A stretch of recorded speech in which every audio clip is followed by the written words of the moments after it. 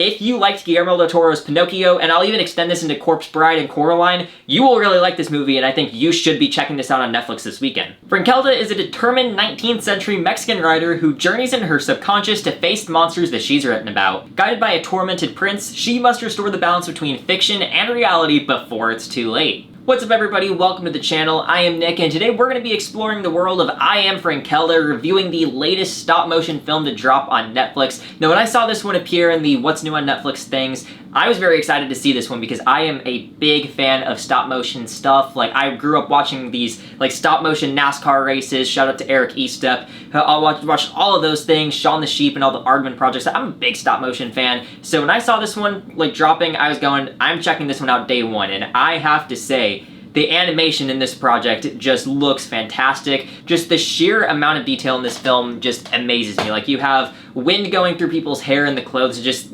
the precision to be able to get the movement very flowy on, like, windy hair and everything in stop motion, or like in the trees when the branches are going around. The way that they do what always just amazes me, because just the precision that you need to make it look natural instead of just kind of choppy back and forth. That just amazes me every single time I see stuff like that, and it's done really well here. The animation flows really well, but it's not just the technicality of it, it's the set pieces in this thing. The set pieces are just so epic and rich that they're just extremely eye-popping when you're watching this thing, but the character designs as well. These bring so much personality. When you're in the nightmare realm and you're seeing all of these different creatures, there's so much personality in each of the designs, and they all just look so cool that it brings such a nice vibe and really good personality to a film that really does have a lot of spirit in it, but it just gives off this distinct edge that I Am Frankelda has over a lot of other films in this area and everything. Just a lot of cool stuff in the designs here in this film that I really want to shout out. But what I'm happy to say here, though, is besides the animation, like, of course it is an exceptional display of just really great animation and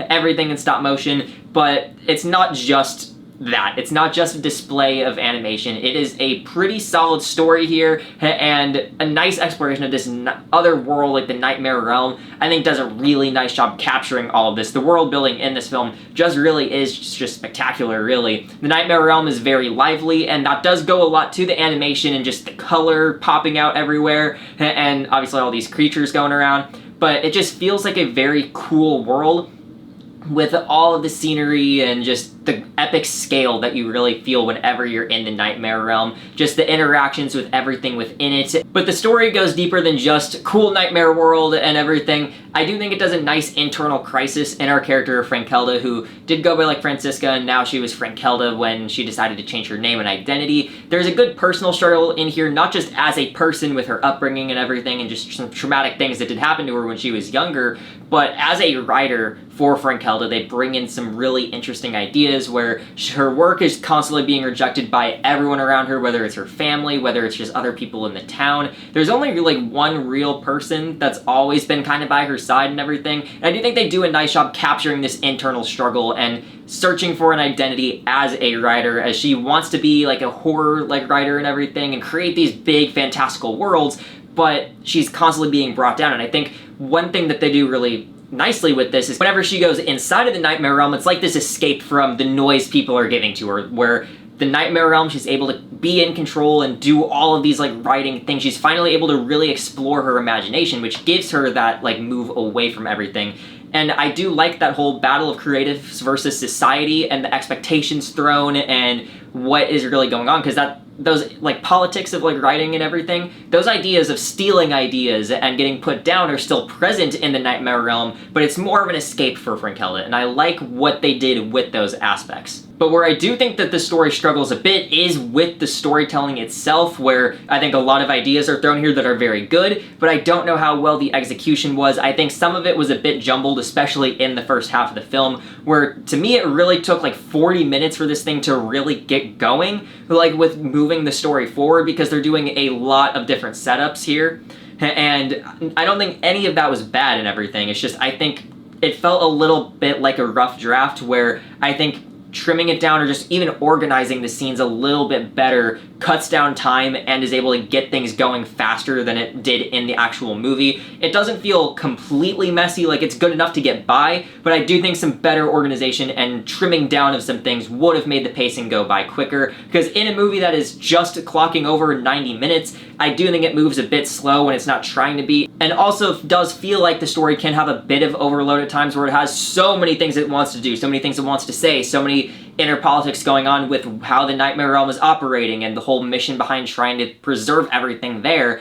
I do think there's a little bit too much sometimes where that can also hurt the pacing, where you're just processing so much that it just feels like it's kind of dragging its feet at times. And while the pacing might diminish the entertainment value for some people, I do think there is a lot else going for it, because these relationships in the characters do bring out a lot of charm, where you have Frankelda and Herneval, and I think that is a relationship that is very much chemistry fueled. They obviously, we saw like the flashbacks in the beginning when it's young Frankelda, or Francisca, whatever she, like, you want to really call her in the beginning.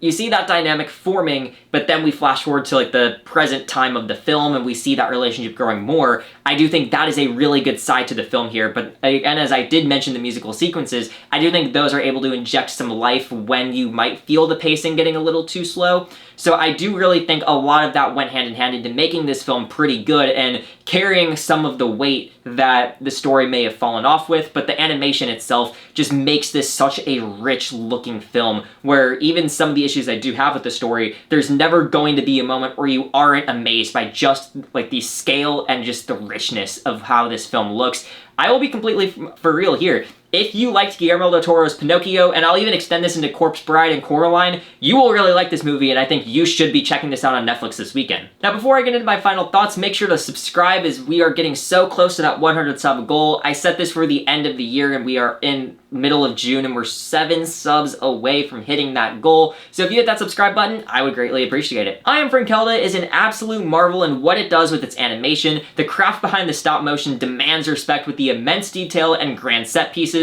The story is a little rough around the edges, but the character interactions and thematic material do carry enough weight to sell this idea. I remember it more for the visuals than anything else, but that doesn't take away from the fun characters and world that we are introduced to. Now, my final score for this one is going to be a 3.5 out of 5. It's going to be on the lower side of 3.5, but I do think it still gets that rating regardless. It's a good one and honestly a marvel on the visual side of things. So yeah, this one I would say is a sleeper hit for Netflix, and I do think all animation fans should check this one out, because seriously, the visuals here are just stunning, and I do think there is a lot of potential in this idea. But thank you all for watching this video. I hope you enjoyed it. Make sure to comment down below your thoughts on I Am Frankelda. Did you love it? Did you hate it? Do you think I am completely wrong? That is valid. This is not a right review. This is just my review. So thank you all for watching this one, and tune in for more movie reviews like this one.